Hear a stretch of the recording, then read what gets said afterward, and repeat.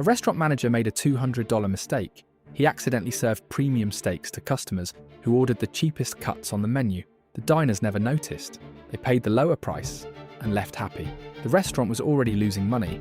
The owners had been pressuring him to cut costs everywhere. His previous managers had been stealing and hiding mistakes for months. He could have stayed quiet. The error would come out of his own paycheck anyway, but guilt kept him awake all night. The next morning, he walked into the owner's office and confessed everything. He offered to work extra shifts to cover the loss. The owners were furious at first.